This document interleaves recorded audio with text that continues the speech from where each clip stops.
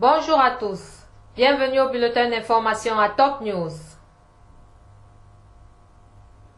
Au sommaire.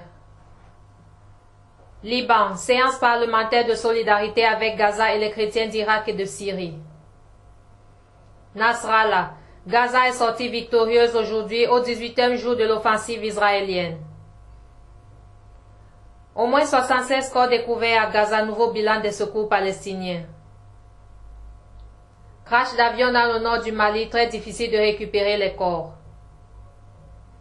Bienvenue au développement. Syrie, Dr Faisal Mekdad, vice-ministre des Affaires étrangères et des expatriés, a déclaré que l'entité sioniste a commencé sa guerre fasciste contre Gaza sans raison, afin de liquider la cause du peuple palestinien. Dans un article publié aujourd'hui par le journal libanais Al-Bina, ayant pour titre « La fermeté de la Syrie et de la Palestine et l'espoir des Arabes », il a indiqué que la vraie dimension de la cause palestinienne est nationaliste arabe. M. Mekdad poursuit que la soi-disant Ligue arabe, qui n'a tenu aucune réunion sérieuse pour discuter de la situation de Gaza, est devenue aujourd'hui un outil qui sert l'Occident et Israël aux dépens de la cause palestinienne. En outre, il a souligné que les résistants palestiniens et les soldats de l'armée arabe syrienne qui luttent contre le terrorisme défendent les Arabes honnêtes, tandis qu'Israël perd moralement, politiquement et sur le terrain. Les djihadistes de l'État islamique responsables des actions en Syrie sont de bons candidats pour figurer sur la liste noire de la commission d'enquête de l'ONU sur les droits de l'homme dans le pays, a estimé vendredi son président. Selon l'expert brésilien Paulo Pinheiro, qui préside la commission dans le cas de l'État islamique, il sera plus difficile que pour d'autres groupes d'opposition plus morcelés d'établir les responsabilités exactes car ils disposent d'une chaîne de commandement solide. Ceux-ci sont soupçonnés d'avoir commis des crimes de guerre et crimes contre l'humanité et recensés en vue d'éventuelles poursuites. L'armée qui défend le camp de division 17 à Raqqa se prépare à affronter les groupes terroristes après avoir achevé avec succès l'opération de rassemblement. Dans la banlieue de Damas, l'armée a ciblé des rassemblements des terroristes à Miguel Almi et à Kanchi, tuant et blessant plusieurs d'entre eux. L'armée arabe syrienne a tué et repoussé une attaque terroriste contre le bâtiment de la branche du parti Basse arabe socialiste à Assaké.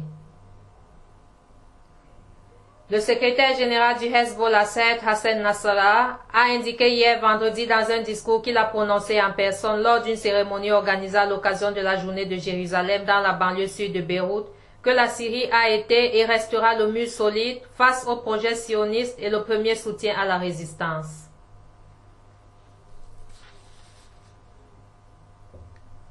Liban. Le président du Parlement libanais Nabi Berri a ouvert samedi vers 12h30 une séance parlementaire spéciale en soutien à Gaza et aux chrétiens d'Irak et de Syrie. Au début de la réunion, M. Berri a présenté ses condoléances aux Libanais, plus particulièrement aux familles des victimes du crash du vol d'Air Algérie au Mali jeudi. Nous exprimons nos sincères condoléances aux Libanais et aux familles des victimes du crash aérien d'Air Algérie. Nos condoléances vont aussi aux héros de Gaza et aux chrétiens d'Irak et de Mossoul en particulier, a déclaré M. Berri. Le chef du Parlement a par la suite appelé à une minute de silence en mémoire aux victimes. Le Premier ministre Tamam Salam a dénoncé samedi la barbarie israélienne contre Gaza et celle de djihadistes contre les chrétiens d'Oran, mettant les deux sur pied d'égalité. Le Premier ministre a également tenu à rappeler que le gouvernement libanais avait demandé à la Cour pénale internationale d'intervenir face aux actions israéliennes, soulignant que le Liban n'était pas neutre face à ce que les Palestiniens endurent. Les chrétiens ne sont pas des réfugiés en ces terres, a encore souligné M. Salam, appelant par ailleurs à résoudre le dossier de la présidence libanaise. Le président du Parlement libanais Nabi Berri a appelé samedi la communauté internationale à mettre fin à l'exode des chrétiens d'Orient et au blocus de Gaza. Le chef du législatif a également invité la communauté internationale à juger les responsables israéliens impliqués dans le conflit à Gaza en tant que criminels de guerre. Il a tenu des propos en ce sens lors d'une allocution clôturant la séance parlementaire de solidarité avec Gaza et les chrétiens d'Irak et de Syrie.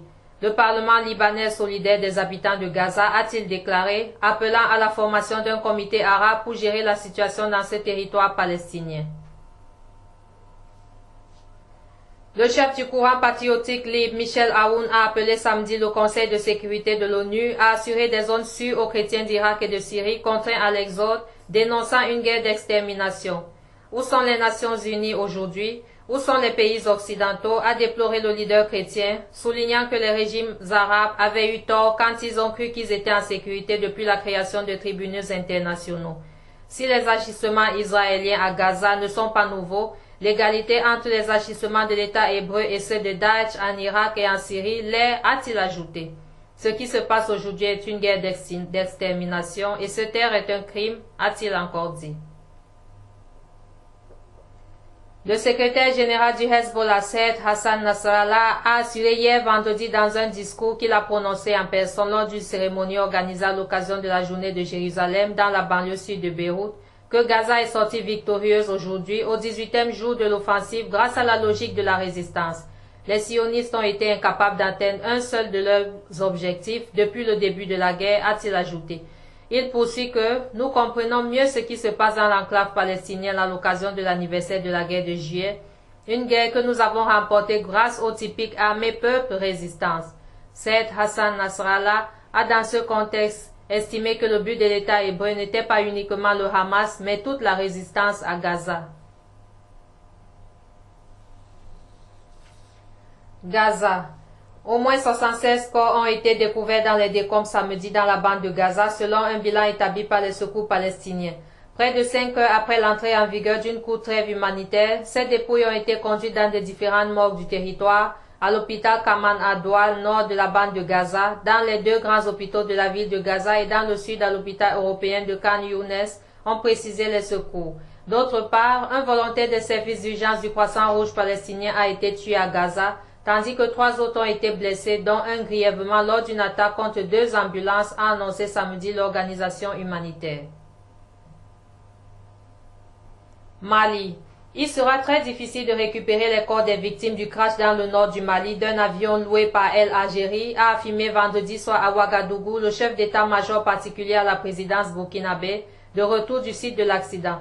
Le général Gilbert Diendéré a accompagné vendredi après-midi le président burkinabé Blaise Compaoré dans la zone de Gossi, à environ 100 km de Gao, la plus grande ville du nord du Mali où l'avion s'est écrasé jeudi moins d'1 heure après son départ de Ouagadougou pour Alger.